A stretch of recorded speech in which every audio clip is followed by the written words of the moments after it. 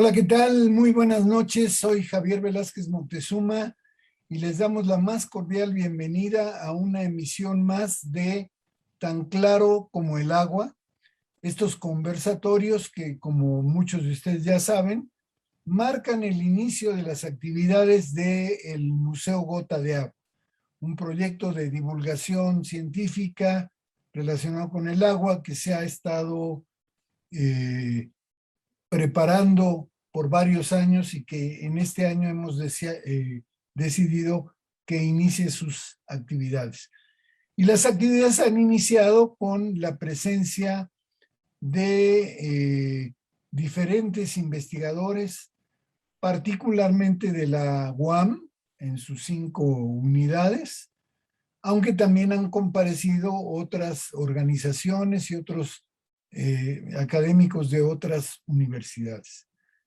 Hoy estamos muy contentos de tener una querida amiga, una respetada académica, que es la doctora Alejandra Quintanar Isaías, que es profesora e investigadora del Departamento de Biología de la UAM Iztapalapa. Alejandra, gracias por estar aquí. Gracias por la invitación al programa, muy agradecida. Bueno, vamos a iniciar el tema que nos ocupa hoy, que es un tema particularmente relevante, pero también particularmente complejo, y que tiene que ver con todos esos mecanismos que procuran la travesía, le has llamado, Alejandra, del agua a través de las plantas. Y ahí nos vas a explicar, por favor, una serie de fenómenos que muchos no comprendemos en lo absoluto, y es cómo sube el agua a distancias tan altas a veces, ¿no? Pero primero, como es una tradición ya en estos conversatorios, te pido que le platiques a la audiencia, donde frecuentemente tenemos estudiantes que todavía no definen sus vocaciones, ¿cuál fue tu trayectoria profesional? ¿Cómo es que fuiste encontrando inquietudes, que fuiste encontrando decisiones que te llevaron a ser la investigadora que hoy eres en el campo de las maderas? Ya nos platicarás por qué las maderas y por qué el agua. Entonces, platícale a la audiencia tu trayectoria, Ale. Gracias, sí. Bueno, yo estudié en la vocacional 6, en la vocacional 6 en el Politécnico, y después entré a la vocacional 6 es una escuela que está enfocada en las ciencias biológicas. Y entrando después a ciencias biológicas, me fui hacia la carrera de biología. Entonces yo soy formada en el Politécnico. Allí, antes de salir de la carrera, que son 5 años, no sé ahora cuántos años sean, pero allí eran 5 años en esa época, estuve trabajando y estudiando, pero empecé a trabajar en el Instituto Nacional de Investigaciones Forestales de la entonces Secretaría de Agricultura y Recursos Hidráulicos. Y en ese instituto yo llegué a trabajar con la profesora Juana Huerta Crespo, que es una de las fundadoras, bueno, es la fundadora realmente de la Giloteca Nacional, una colección muy importante de maderas en el Instituto de Investigaciones Forestales, que fue armándose por las colectas de muchos botánicos que estuvieron haciendo los inventarios forestales, ¿no? Desde allí yo tuve la oportunidad de entrar hice un examen, entré a la universidad, a la UAM, y allí comencé desde la parte basal de los profesores, ¿no? Como asistente A, o sea, llegué desde ser asistente A al laboratorio de anatomía de la madera, anatomía y tecnología de la madera con Carmen de la Paz, con la profesora Carmen de la Paz y con Silvia Rebollar.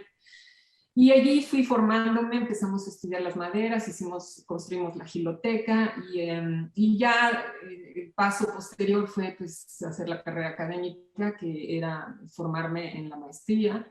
La maestría la realicé en la Facultad de Ciencias, pero los estudios los hice en el Instituto de Física, con gente que hacía acústica, cuestiones de medición de ultrasonido, y lo que hice fue hacer un trabajo sobre la relación entre las propiedades acústicas y las maderas, un poco dirigidas hacia la cuestión de los instrumentos musicales, porque bueno, yo esencialmente he sido amante de la música, aunque nunca la pude desarrollar como me hubiera gustado, ¿no?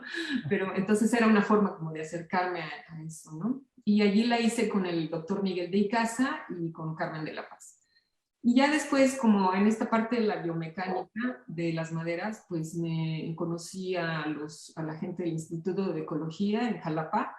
Bueno, ya conocí al doctor Guillermo Ángeles, allá me fui a hacer dentro del plan de estudios del doctorado de ciencias biológicas en ese entonces, no era, y de la salud todavía no era, era de ciencias biológicas.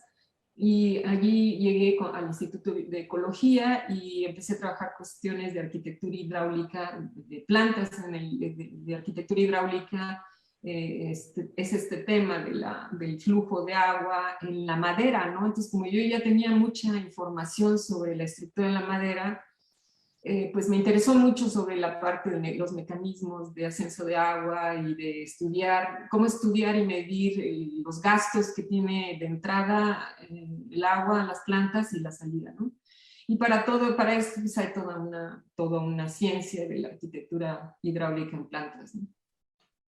Muy interesante y muy importante, muy actual el tema que estás abordando, ¿no? Creo que con estos problemas del cambio climático, con el calentamiento global, con las sequías y las inundaciones que nos están afectando, cada vez va a ser más fuerte la presión, entiendo yo, sobre la vida vegetal, ¿no? Sí, claro, claro. Entonces, por eso es pertinente que tu comparecencia aquí y que nos des alguna luz de cómo funciona el agua dentro de las plantas, cómo es que se transporta, cómo es que se absorbe. Para los que no estamos familiarizados con esto, es una magia inexplicable, ¿no? Entonces, si quieres, empezamos a ver la presentación que generosamente nos has compartido para Sí, que vayamos con imágenes platicando del tema. ¿Te parece? sí, claro, claro que sí. Le pido a nuestras compañeras Lilia Naya o Lucy Miguel si nos comparten la presentación para ir viendo cómo son los esquemas que nos presenta nuestra invitada, la doctora Alejandra Quintanar. Si nos das la segunda, por favor.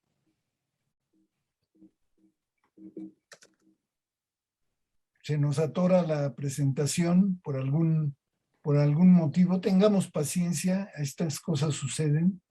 Sí. Pero ahí viene ya. Esta es la que queríamos ver.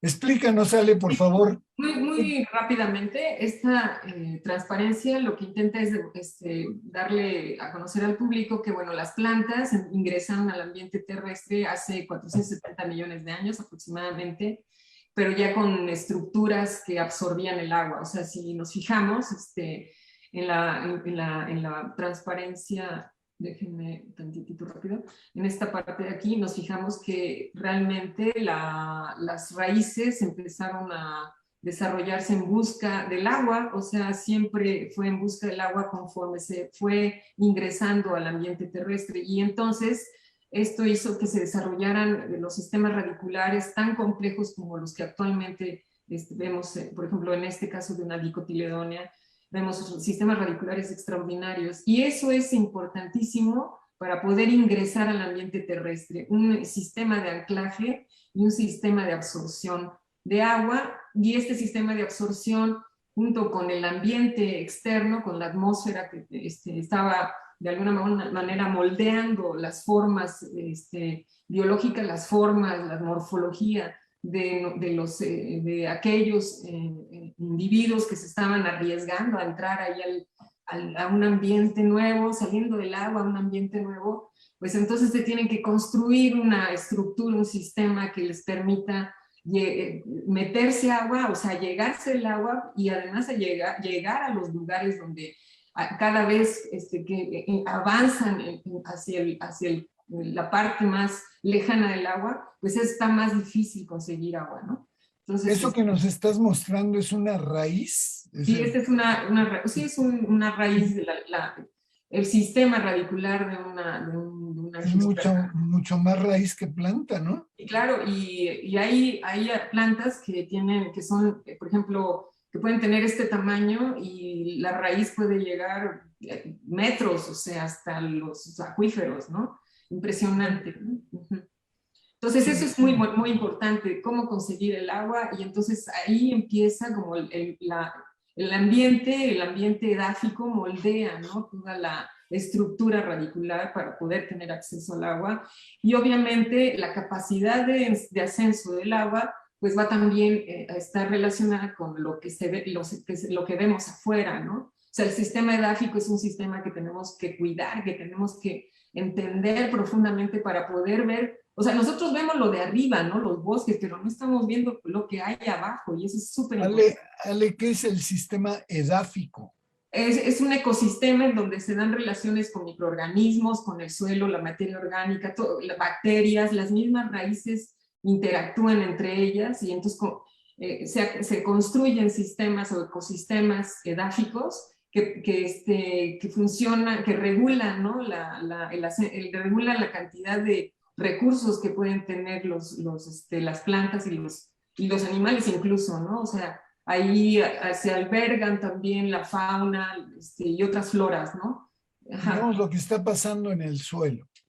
Ajá, exactamente. Los suelos, ¿no? Sí, sí. Y toda la vida que hay en los suelos y todas las interacciones de los componentes. Sí, todo. Y allí justamente se da esto que ahora que se conoce como biogeoquímica, ¿no? Del proceso de formación de los suelos, ¿no? En el que están implicados también los organismos vivos, ¿no? Porque ahí se quedan, ¿no? Van formando parte del sistema, del suelo, ¿no? Ajá. Y eso es muy importante en cómo las raíces de los árboles, de los elementos florísticos que componen algún ecosistema o un tipo de vegetación, van a poder tomar el agua, ¿no? Todo eso es importante.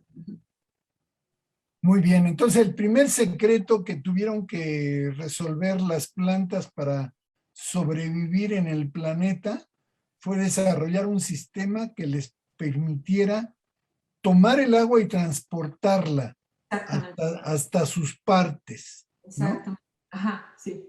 Pues como no tienen corazón, tuvieron que desarrollar un sistema que bombeara este alimento, ¿no? Así, sí, los recursos, exacto. Y bueno, realmente no hay un corazón ahí. Ahí lo que ocurre es que es el ambiente, la atmósfera, la que moldeó todo el sistema para que pudiera subir el agua. Y si quieres podemos ver la siguiente transparencia. Pero antes de ver la siguiente transparencia, ¿qué nos cuentas de las imágenes tan bonitas de arriba? Bueno, ya la producción nos lo quitó. Sí, estas. Bueno, estas plantas que yo estoy aquí como ilustrando, bueno, que están ilustradas, todas estas, son plantas que son fósiles y son como, o sea, son la representación de las formas biológicas más sencillas que comenzaron a ingresar al ambiente terrestre, y me refiero a millones de años, 400 millones de años en estas épocas. El Ordovícico, después empezaron a desarrollar sistemas ya radiculares más profundos, pero aquí, por ejemplo, lo interesante es que estas plantas ya presentan leño, o sea, madera, ¿no? Entonces, en este grupo de plantas no tenemos madera, pero aquí ya tenemos madera, y entonces las alturas son mayores a estas alturas. Considerando que el ambiente, la atmósfera, aquí tiene una humedad relativa mucho mayor que la atmósfera que tenemos ahora, ¿no? O sea, aquí el agua, la atmósfera es mucho más húmeda, mucho más agradable, ¿no? Mucho más agradable que la que ahora tenemos, ¿no? Y los climas... Nunca se me hubiera ocurrido pensar que la madera tiene una edad, ¿no? Sí, ajá, Más o es menos más o menos, es un promedio, ¿no? 360 millones de años. Es increíble. Mira Sí. qué cosa, ¿no? Sigue, Sí. sigue, por favor. Y bueno, ya luego en esta época aparecen aquí la representación de una araucaria, ¿no? Que es la representación de una conífera, como un pino, un cedro blanco. Aparece más o menos en esta época y ya, bueno, ya está consolidado el sistema de gilema secundario o madera en raíces y en tallos y incluso hasta ramillas, hasta acá arriba, ¿no? Entonces, pero no nada más eso, sino que hay todo un sistema sexual, o sea, de reproducción mucho más eficiente, que aguanta más. Aquí el clima pues ya tiene atmósferas más desecantes, entonces ahí las estructuras reproductoras pues no tienen tuvieron que haber evolucionado hacia estructuras de más protección, porque aquí tenemos estructuras mucho más que no se han desarrollado las semillas, pues. Entonces, aquí todavía tenemos esporangios como en estas plantas. Entonces, aquí ya tenemos conos, ¿no? Los conos que tú ves de los pinos son estructuras reproductoras en las que ya tenemos semillas, aparecen las semillas. Bueno, desde antes, un poquito antes, en lo que le llaman lechos con semilla, que son entre estas y estas, ¿no? Y O sea, luego el sistema reproductivo también va también todo evolucionando, fue moldeado se conforme, va sofisticando. y conforme fue cambiando el clima, pues se fueron moldeando los sistemas de ascenso de agua, de toma de recursos, de formas de fotosíntesis, de formas de reproducción, de alturas, de todo, ¿no? O sea, todo fue moldeándose, porque el medio físico es el que justamente hace que se vaya, es el que expone, bueno, aquí estoy, a ver qué hacen ustedes, ¿no? Y entonces son ellas, las plantas y los animales, los que van explorando nuevos linajes genéticos, nuevas estructuras, nuevo lo que se llaman sinapomorgias, o sea, nuevas estructuras que van siendo probadas en el trayecto de la evolución, ¿no? Y la evolución va acompañada con el cambio climático, con los cambios del movimiento de placas, ¿no? Desde de este gran supercontinente, la Pangea, cómo se va dividiendo y formándose nuevos climas. Entonces también las plantas y los animales y todos los organismos que están ahí van siendo moldeados, ¿no? Y claro, hay extinciones masivas y hay algunas otras que se aguantan, ¿no? Los cambios y esto, ¿no? Y bueno, algo importante es justamente la aparición de las angiospermas, en donde también se mantienen algunos grupos basales de angiospermas todavía con madera, con todo, aparecen las flores, ¿no? Y bueno, ya vean, aquí tenemos un cálculo de que hace 55 millones de años aparecen este grupo de los pastos, ¿no? Las poaceae, y que son finalmente los que al hombre nos da de comer, ¿no? Interesante la época en la que se reporta la aparición del Homo, ¿no? Como género, ¿no? Dentro del grupo Minimus, ¿no? Y Muy bueno, joven, ¿no? O sea, fue realmente hace poco. hace poco, sí, o sea, considerando cuando empezaron el grupo de embriofitas a desarrollarse, pues dijo, no tenemos nada, ¿no? Y bueno, el humano Fíjate que tiene... cuánto tiempo pasó para que se desarrollara la agricultura, ¿no? Exactamente, sí. Como Por que eso me gustó mucho esto, ¿no? Porque somos de lento aprendizaje. somos de lento aprendizaje. O sea, en 10,000 años, lo que le tomó a las plantas conquistar el medio terrestre en 10,000 años, híjoles, lo que hemos hecho, ¿no? Sí. A ver, si quieres, vemos la siguiente, ahora sí. Tenemos alguna dificultad para pasarla. Ok, bueno, Ahí está. entonces la pregunta sería, ¿qué tipos de células son las encargadas de subir el agua y cuáles son los mecanismos de ascenso de agua? Entonces, primero explicaría rápidamente que esta es una planta actual, o sea, esta es ya una planta con la que estamos viviendo y conviviendo y donde hay muchas ¿Cuál? relaciones, ¿no? ¿A Entonces, cuál te estás refiriendo? o sea, este árbol es un ejemplo de Ah, un árbol, de un bosque aquí afuera o en los jardines, etcétera, ¿no? Y todos ellos tienen el mismo un funcionamiento similar. Entonces, en esta parte lo que vemos es el sistema de anclaje y de absorción de agua, que es el sistema radicular. Luego el sistema de ascenso de resistencia mecánica, que llega hasta la copa, y bueno, el sistema fotosintético y de intercambio gaseoso y de regulación. Ahí me faltó un poquito poner regulación de la temperatura, porque tiene que haber una regulación de la temperatura para los procesos fisiológicos. Entonces, o sea, la pregunta es qué tipo de células suben el agua. O sea, aquí vamos a tener una cantidad de células encargadas de un montón también de funciones, ¿no? Pero ¿quiénes son las que suben el agua? Entonces, si nosotros tomamos una parte de aquí, una pequeña zona, la más alejada, o sea, esta de aquí, que es una pequeña radícula muy delgadita, lo que vamos a ver es esto. Entonces aquí lo que vamos a ver es una estructura anatómica y morfológica. Si yo hago un corte transversal aquí, lo que voy a ver es esto. Esta, por supuesto, no es de esta, es de alguna, es un ejemplo nada más, ¿no? Pero lo importante es que en esta raíz, esta es la estructura de una raíz de una plantita. Y en esta lo que estoy viendo son huecos, ¿no? O sea, estos huequitos o poros, esos son los poros o vasos por donde va a llevarse el agua, o sea, por ahí entran, o sea, aquí están unos pelitos que se llaman pelos radiculares, y aquí adentro ya está el sistema por donde va a llevar, a subir el agua, que son estos poritos, ¿no? Si yo estos poritos, o sea, esta estructura está conectada al tallo. Entonces, en un tallo, ya sea un tallo de una dicotiledónea todavía sin madera, como el pasto, por ejemplo, aquí yo voy a ver estos vasos también, ¿no? Entonces, en la planta, pues hay vasos, todos conductores, y cuando, por ejemplo, si yo hablo de un árbol, pues aquí voy a tener estos pequeños poros, que también son esos vasos conductores. Si yo los veo longitudinalmente, lo que voy a ver es esto, estos pequeños vasos, ¿no?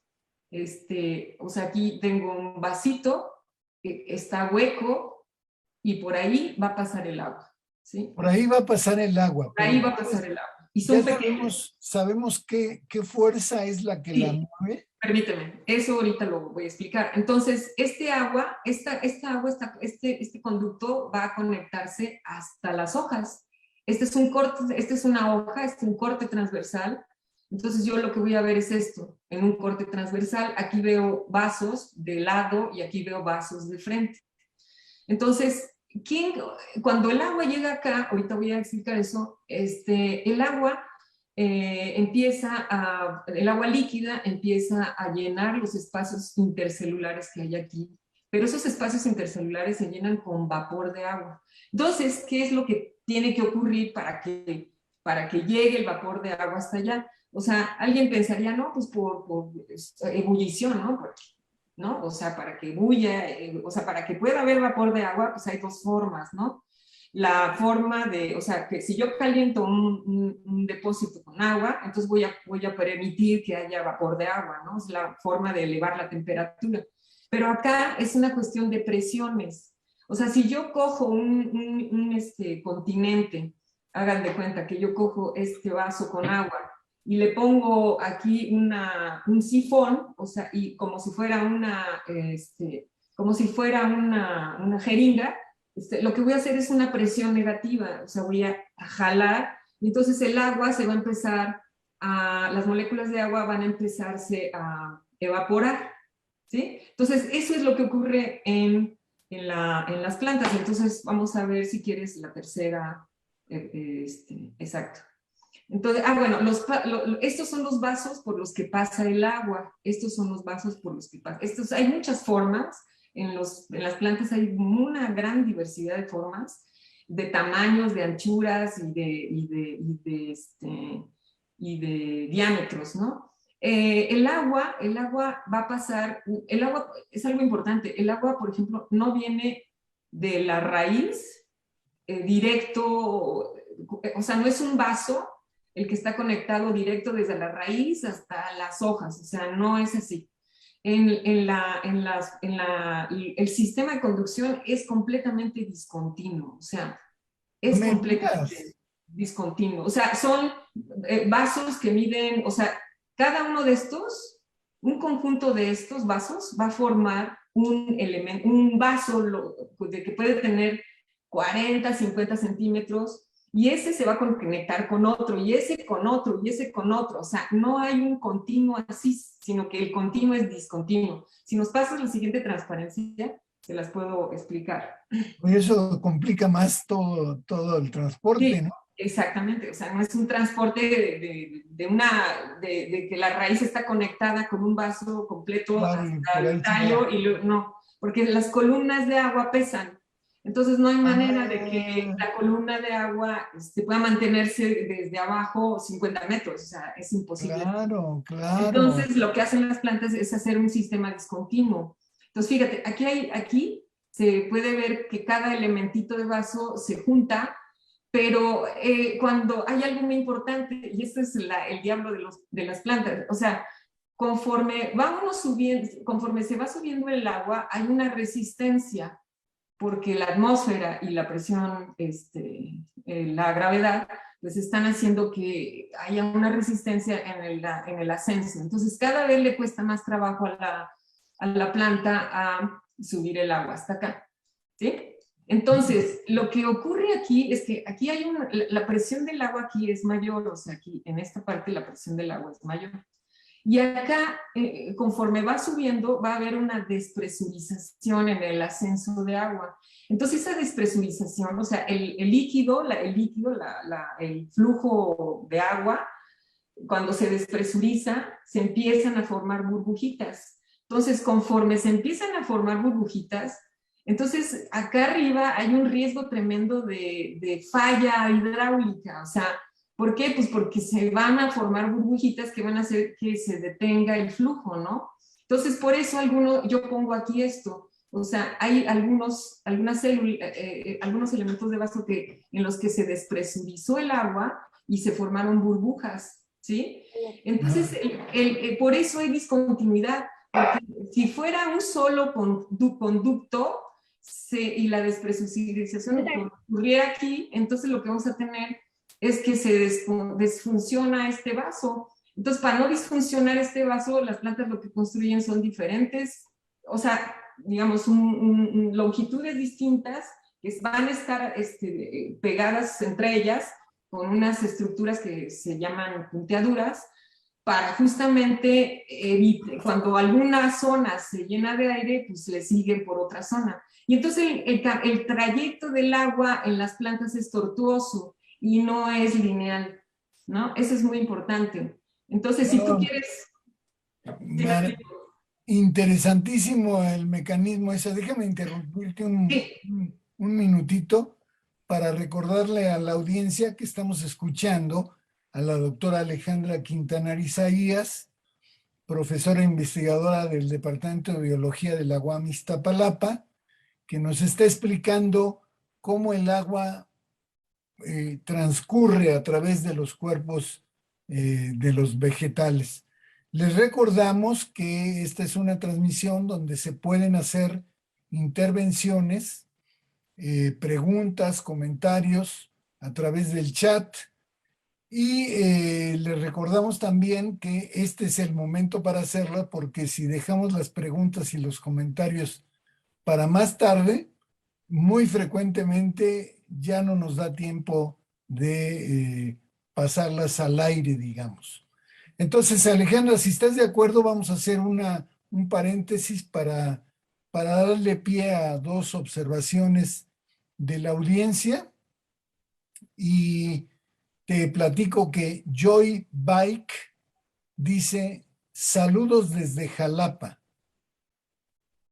Y nos pregunta, ¿y los hongos son importantes también en la colonización del medio ambiente terrestre por las plantas? sí, ¿Qué le claro. dices? Claro, por supuesto. Es lo que ahora una buena, líneas de investigación importantes que estudian las micorrizas, ¿no?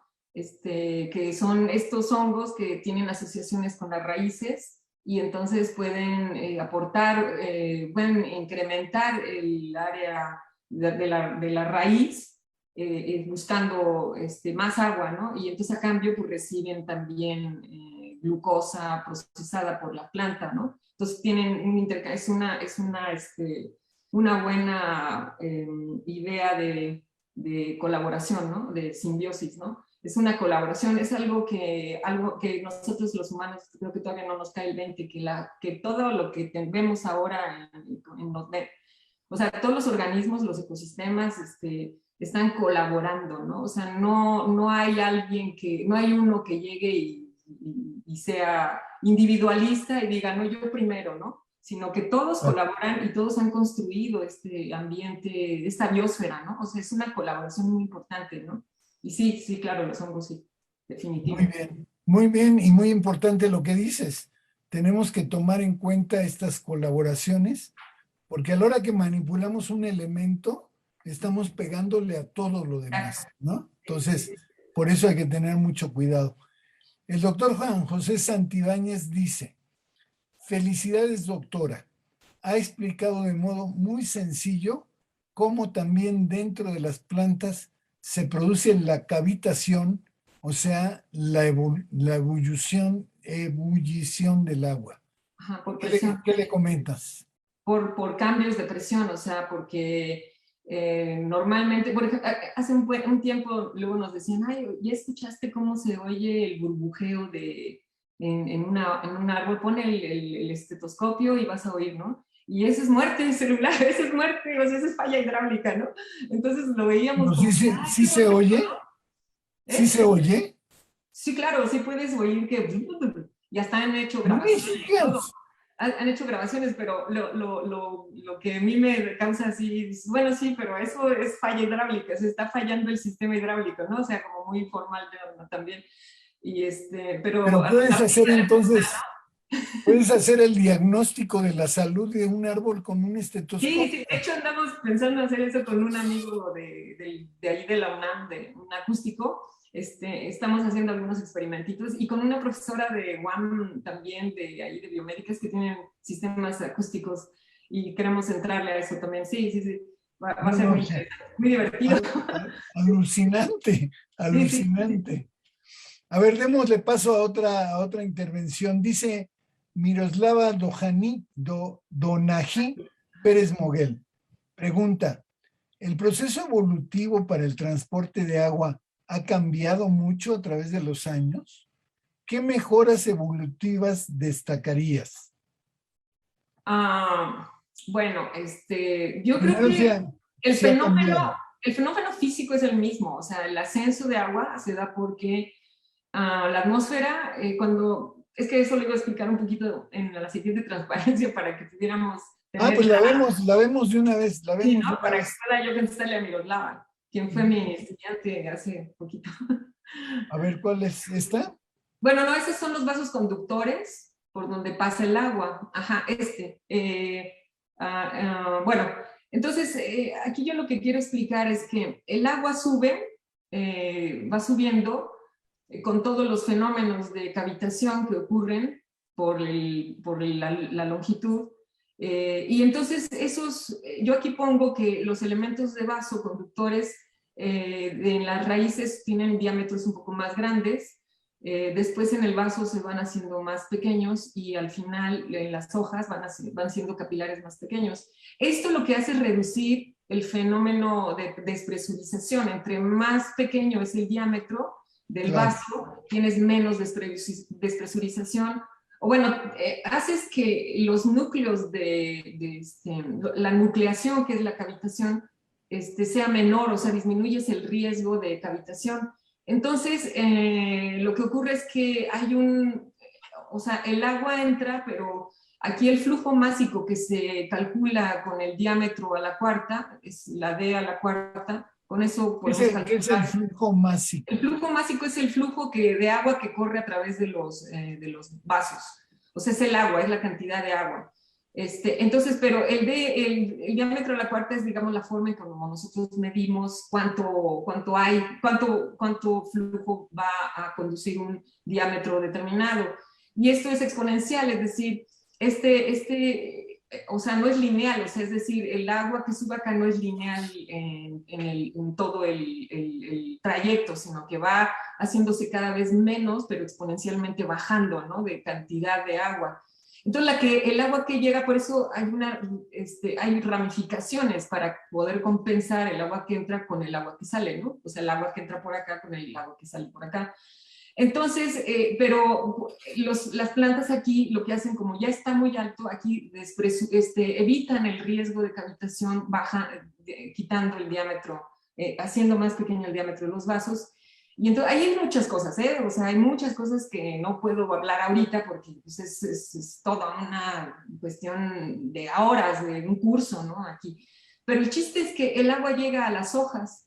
Entonces, si podemos ver la siguiente transparencia donde pongo, donde termina, cómo es la hoja, podría yo ya contestar lo de Donají. Entonces, el agua llega a las hojas,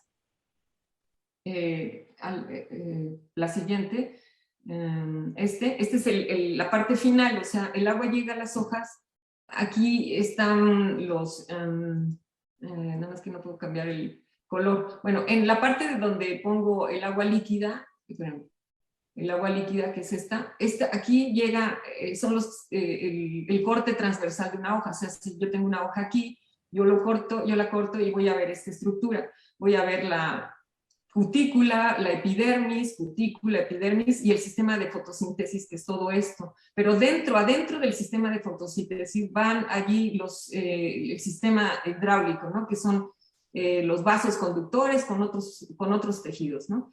Pero aquí llega el agua líquida y luego se reparte hacia toda la hoja, pero llega también a lo que serían los espacios intercelulares. Esto es muy importante y esto es súper básico. Entonces, cuando llega, ¿qué es lo que hace que el agua líquida pase a agua en forma de vapor, ¿no? Ese sería, digamos, la idea. Entonces, el agua sube porque hay una diferencia de presiones entre la atmósfera, afuera de la atmósfera y en el suelo. Es decir, hay una despresurización, entonces es como la parte de la difusión, o sea, de lo mayor a lo menor. Pero bueno, entonces, cuando yo sí tengo aquí una célula parénquima y aquí un vaso conductor, o sea, este es el vaso conductor y aquí está mi célula de parénquima, aquí llega el agua, se va el agua hacia acá, y aquí tengo un espacio intercelular en esta parte de aquí. Entonces, aquí el agua va a pasar aquí porque las células del parénquima están formadas por muchos microfibrillas, o sea, microfibrillas ahí. Y en esas microfibrillas hay nanoporos. Esos nanoporos son chiquititos, o sea, entonces ahí entra el agua y el agua se queda allí. Y entonces establece una interfase líquido-vapor, o sea, aquí se forma un menisco, o sea, si yo veo el poro lateralmente, yo vería aquí un menisco de agua, ¿no? Cuando el estoma está abierto, o sea, aquí tengo yo poritos, el estoma se abre y se forma un menisco. Esta es la pared, digamos, de la micropared, de la nanopared.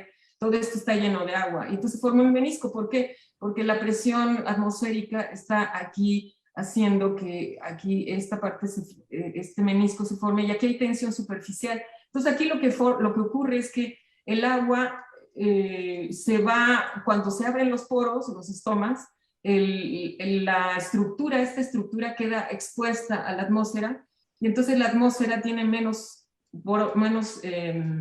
agua aquí, vapor de agua aquí, y aquí hay más vapor de agua, ¿no? Entonces hay un gradiente de vapor de agua, por lo tanto cuando este agua líquida llega a esta parte del menisco, ¡pum!, sale, porque aquí afuera hay un déficit de presión de vapor en la atmósfera, déficit de presión de vapor menor, y aquí, perdón, mayor, y adentro de la hoja hay un déficit de presión mayor, entonces por difusión se va el agua. Y ese jalón, que no es exactamente succión, pero ese jalón hace que en la raíz, cuando se pierde una molécula de agua en forma de vapor hacia los espacios intercelulares, entra otra molécula desde abajo, desde la raíz, y entonces establece lo que se conoce como continuo suelo-planta-atmósfera.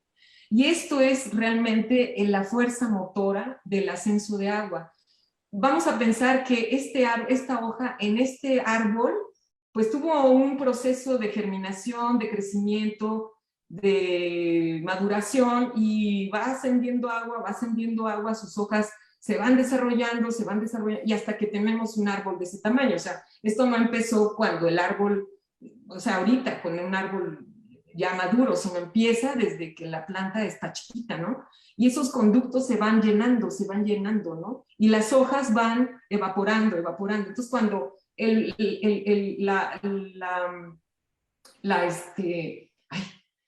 vapor de agua se sale, porque se establece esta interfaz líquido-vapor, el vapor sale, entonces esa molécula de agua que se pierde entra por las raíces y se establece este continuo. Y desde que la plantita germina, va a haber continuo. Ahora, ¿cuáles son las estrategias que dice? Las estrategias son controlar la cantidad de agua que se pierde. ¿Cómo controlas la cantidad de agua que se pierde? Con el tamaño de la hoja, la densidad de los estomas, el tamaño del árbol, porque eso fue algo que ocurrió en la evolución. O sea, los árboles llegaron a ser, digo, hay secuoyas que tienen 100 metros, ¿no? Pero al pasar a lugares, a zonas más desérticas, cálidas, como selvas bajas, caducifolias, los elementos florísticos fueron bajando de tamaño también, ¿no? Entonces, al bajar de tamaño ya no tienes que recorrer tanto, ¿no?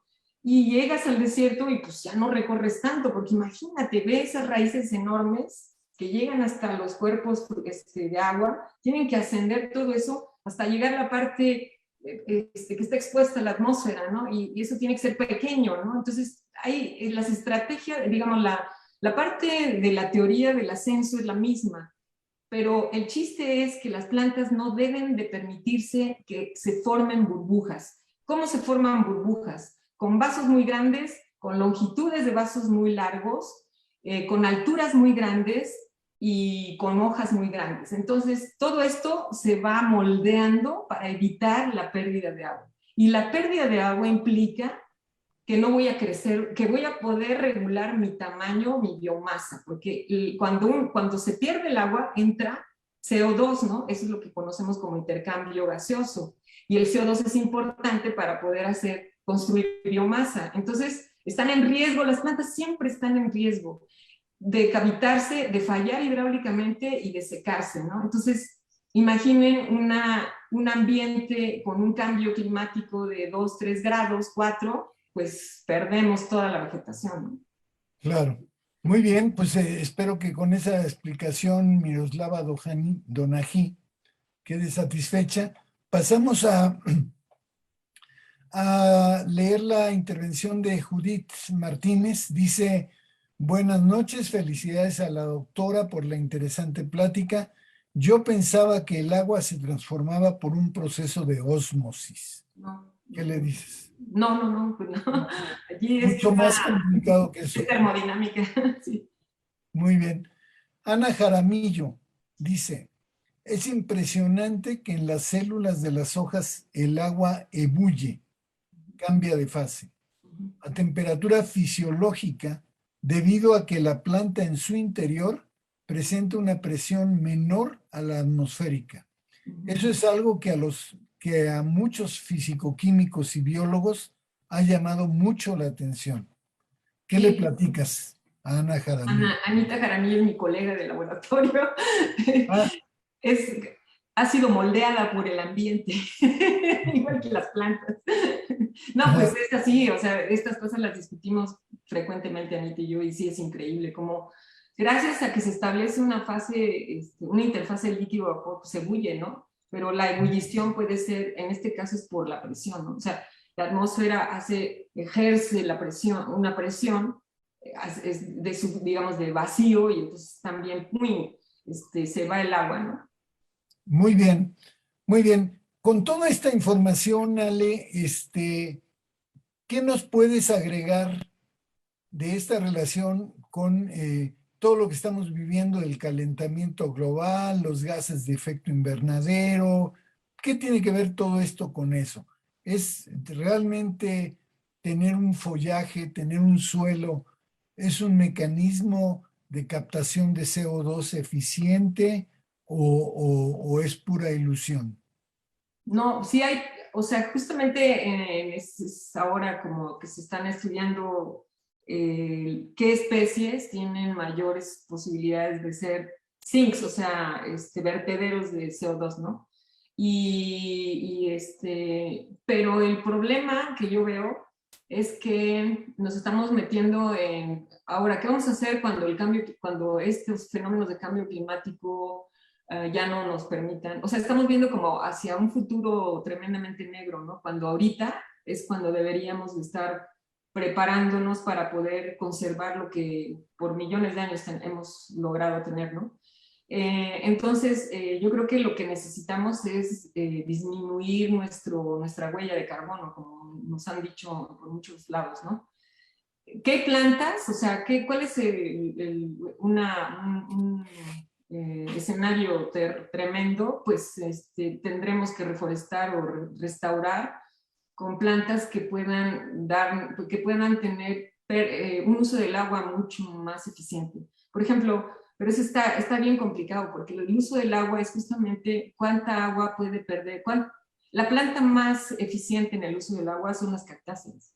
Las cactáceas prácticamente no pierden agua, pero eso significa que tardan en crecer muchos años. O sea, tienen una tasa de crecimiento muy lenta y entonces lo que estaríamos buscando serían entonces plantas que tuvieran uso del agua muy eficientes. Y entonces en este escenario no sobrevivirían muchos de nuestros bosques mesófilos ni muchas de nuestras selvas, ¿no? O sea, de elementos florísticos, de selvas de hojas anchas, por ejemplo, ¿no? Sino ¿Y en general. las cactáceas son buenas captadoras de CO2?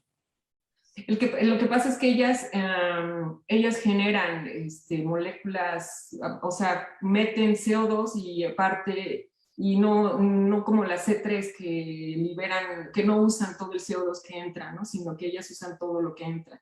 Entonces se construyen, pero pierden muy poca agua. O sea, por ejemplo, un ejemplo, en el silúrico, más o menos, con un ambiente, una atmósfera un poco desecante, poco estresante, con humedad relativa bastante buena, el intercambio gaseoso era de 22 moléculas por una de CO2, 22.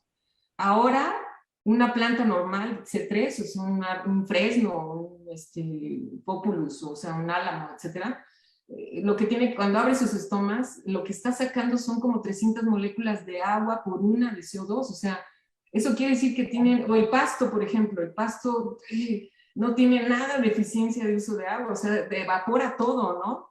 Y se construye, pero tiene necesidades de usar mucha agua, ¿no? O sea, el uso del agua, la eficiencia en el uso del agua es justamente cuánto no pierdo, ¿no? O sea, cuánto meto y trato, o sea, tiene que abrir los estomas porque si no, no hay ascenso de nutrientes. O sea, el ascenso de agua es importantísimo para que haya nutrientes y suban hasta arriba, hasta las zonas de brotes y zonas de crecimiento. Si no, pues cómo crece la planta también, cómo hace todos sus procesos fisiológicos, como nosotros, que necesitamos minerales. Entonces, el punto es que ese ascenso tiene que estar asociado a la apertura de estomas. Si el estoma no abre, pues no hay intercambio, no sale el agua, no entra carbón y entonces no crece la planta, ¿no? ¿Sí me explico? Entonces, sí hay plantas que son muy fijadoras de CO2, pero se busca ver cuánta agua están perdiendo. Entonces, por ahí es la investigación, ¿no? Muy bien. Doctora Alejandra Quintanar, estamos llegando al final de esta emisión. Nos has dejado un panorama muy claro de un fenómeno realmente complejo y realmente sorprendente, ¿no? O sea, la próxima vez que cortemos una flor, tenemos que pensar que estamos cometiendo un crimen espantoso Sí, sí, contra sí, la naturaleza. sí. ¿Qué nos puedes decir para cerrar esta emisión, Alejandra? Pues Sobre todo con la amenaza, con todo esto que sabemos o que sabes, y con el problema del calentamiento global, ¿Qué nos puedes decir en unos minutos de las estrategias que podemos utilizar a la luz de este conocimiento que nos has impartido? Yo creo que tenemos que, al menos en las ciudades, traer los bosques, ¿no? Traer el bosque a la ciudad, como muchos países están empezando a hacer, traer los bosques a la ciudad, cuidar el agua. O sea, el agua que llega aquí es costosísima. Yo todavía veo gente que riega las calles, así, ¿no? Pues usar menos los carros, o sea, andar en bici, aunque pronto no podremos andar, pues muchos ya llegaremos a tener que nada más ir en camioncito, ¿no? Pero, pues no sé, o sea, yo creo que tratar de usar lo menos de contaminantes plásticos, etcétera, que seguimos en las mismas, ¿no? O sea, yo no he visto que hayamos cambiado, que hayamos hecho una conciencia del uso y de nuestra huella de carbono, ¿no? Que es todo lo que usamos, que es todo lo que tiramos, que es todo y con relación a las plantas se nos secan. Eso es, ¿qué medidas de solidaridad tenemos que aplicar con las plantas? O sea, las plantas se nos secan, o sea, tenemos que, si vamos a tener una planta, pues hay que cuidarla, ¿no? Hay que echarle su agüita y todo, pero ¿cómo incorporar pues, en los jardines, cuidar de los jardines, cuidar, o sea, los corredores siempre, perdón, pero son destructivos, o sea, no cuidan los jardines, y son costosísimos nuestros jardines y nuestros parques, que también son islas de recursos, deberíamos de estar cuidándolas más, porque tenemos, en la ciudad al menos aquí, tenemos jardines que podrían tener mucho mayor impacto en el ambiente, ¿no? Y no, o sea, el muérdago, por ejemplo.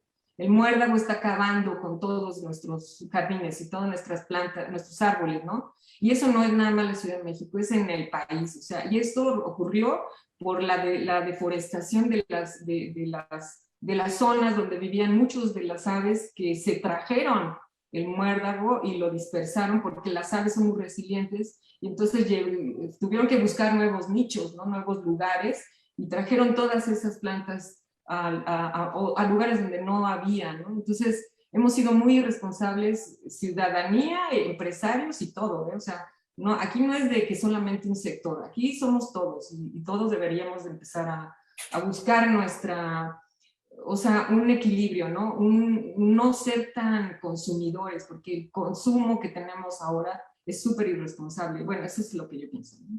Muy bien. Miroslava Donají nos pregunta, entonces cuando se encuentran en estrés por cultivo, ¿la planta debe adaptarse a las condiciones cambiando su morfología? No, No. la planta, hay algo que se llama plasticidad fenotípica y son, digamos, límites que puede aguantar una planta. Entonces, la planta no va a cambiar sus estructuras, va a tal vez modificar sus tamaños, o sea, modificar tal vez su tamaño, el tamaño de las raíces, el tamaño de los vasos. O sea, hay plantas que puedes ponerlas en donde hay más agua y otra, la misma en donde hay menos agua, y van a tener diferentes tamaños, pero no va a modificar su morfología, básicamente, ¿no? Muy bien. Y Miroslava dice algo que todos estamos pensando. Gracias, doctora. Magnífica plática. Contagia esa pasión por la ciencia. Sí, pues los chavos, los jóvenes son nuestro... ¿Qué te parece? No. Joy Sí. Bike dice, gracias, doctora Quintanar. Muy agradable plática y significativa. Manejo honesto del bosque, sus bienes y servicios. Sí. Mis felicitaciones, doctora Quintanar. Encantada con la clase, siempre tan explicativa. Saludos. Gracias. Sí, o sea, algo que dice Joe Bike es esto, los servicios ambientales que da un parque, un bosque, debemos de cuidarlos, no como por ejemplo en la Amazonia que quieren destruir todo, bueno, este tipo, ¿no? Pero es que es un ignorante. Y bueno, los servicios ambientales, justamente eso es lo que hay que ver, qué provee como servicios ambientales un bosque, ¿no? En este sentido hay una participación ciudadana que debe de ser muy importante y meternos a participar directo, ¿eh? Muy bien, que ese sea el mensaje final de esta plática, Alejandra. Sí. ¿No? Sí. Muchísimas gracias Gracias por la invitación. tu presencia aquí y muchas gracias a todos los que han seguido esta conversación, que ha sido verdaderamente estimulante y muy ilustradora. Gracias a nuestras compañeras de la producción, a Lilia Naya, a Lucy Miguel. Y les recordamos que estos conversatorios de Tan Claro como el Agua son auspiciados por el Museo Gota de Agua, marcan el principio de las actividades del Museo Gota de Agua y se desarrollan todos los viernes a las 7:15. Entonces los esperamos en esta misma frecuencia el próximo viernes a las 7:15 en otro tema, en otro abordaje del agua desde esta perspectiva de Tan Claro como el Agua. Gracias, doctora Alejandra Quintanar, y gracias a todos ustedes y muy buenas noches.